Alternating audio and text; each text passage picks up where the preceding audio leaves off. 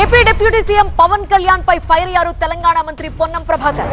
పవన్ మాటల్లో అడుగడుగునా తెలంగాణపై ద్వేషం కనిపించిందన్నారు. పొన్నం పార్లమెంట్ తలుపు మూసి తెలంగాణ బిల్లును పాస్ చేశారన్న పవన్ వ్యాఖ్యలపై తీవ్ర అభ్యంతరం వ్యక్తం చేశారు. ముందుగా బేషరతుగా క్షమాపణ చెప్పాలి. చనిపోయినటువంటి కళాకారుడు గద్దార్ గారికి, గద్దారుకు కారు కొనిచ్చినా అని చెప్పి చనిపోయిన వ్యక్తుల గురించి మాట్లాడడమే అప్రస్తుతం. ఒక కళాకారుడు, ఒక భావజ్వాల వ్యాప్తికి సంబంధించిన వ్యక్తి చనిపోయి అమరుడై అతన్ని మేము ఈరోజు తెలంగాణ ఉద్యమానికి సంబంధించినటువంటి ప్రజాస్వామికవాదిగా ఆయనను గౌరవించుకునే సందర్భంలో ఆయన కారు కొట్టించిన అని చెప్పి ఈరోజు నేను తెలంగాణలో ఉన్నటువంటి అన్ని దళిత వర్గాలు ఒకసారి ఆలోచన చేయాలి. ఆయన అహంకారం ఇయ్యాల కూడా మేము ఏ అహంకారానికి వ్యతిరేకంగానైతే పోరాడినామో, ఏ దురహంకారం అయితే మా మీద ఆధిపత్యం చెలాయించద్దనుకున్నామో అదే దురహంకారము, అదే ఆధిపత్యంతో ఇలా మాట్లాడుతూ ఉన్నాడు.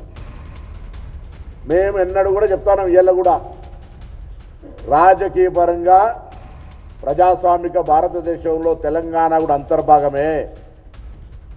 మేము కూడా అనేక సందర్భాల్లో ఆంధ్రాకి వెళ్తాము. Andhra, Telangana is a separate states, Telugu రాష్ట్రాలు.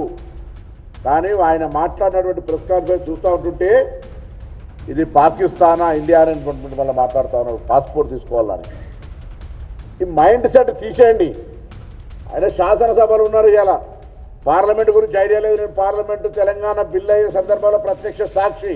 ఇప్పటికీ ఇంత కక్ష, ఇంత అక్కసు తెలంగాణ మీద మాట్లాడుతూనే మళ్ళీ తెలంగాణ మీద అక్కసు వెళ్ళకొస్తా ఉన్నాడు. ఇది మంచిది పద్ధతి కాదు. నేను తెలంగాణ మీద ప్రేమ ఉంది అంటుండు. తెలంగాణ మద్దతుకి నన్ను మాట్లాడినరా? తెలంగాణ అమరవీరులు చనిపోతుంటే వాళ్ళకి ఎప్పుడైనా నువ్వు సంఘీభావం అరే ధైర్యంగా ఉండండి, తెలంగాణ పోరాడి తెచ్చుకోవాలని చెప్పినావా? అవహేళన చేసినావు.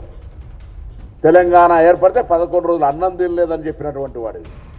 తెలంగాణ ఏర్పాటును అవమానించినటువంటి వ్యక్తివి. ఇలా మీరు మాట్లాడితే ఎట్లా?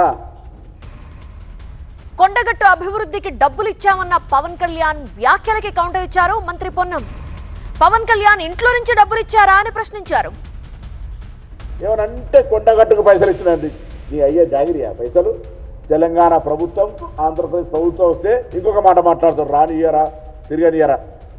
గత 4 నెలల కింద వచ్చినప్పుడు తెలంగాణ ప్రభుత్వం ఆయనను తెలంగాణ గెస్ట్గా ఇచ్చిన ప్రోటోకాల్ ఇచ్చి, అది మర్చిపోయి మాట్లాడితే ఎట్లా? అటు బీఆర్ఎస్ పార్టీనా, ఇటు భారతీయ జనతా పార్టీ ఎవరొకరు మాత్రం ఆయన ఎంగేజ్ చేస్తున్నాడు. అంటే ఆర్టిస్ట్గా వాస్తవం.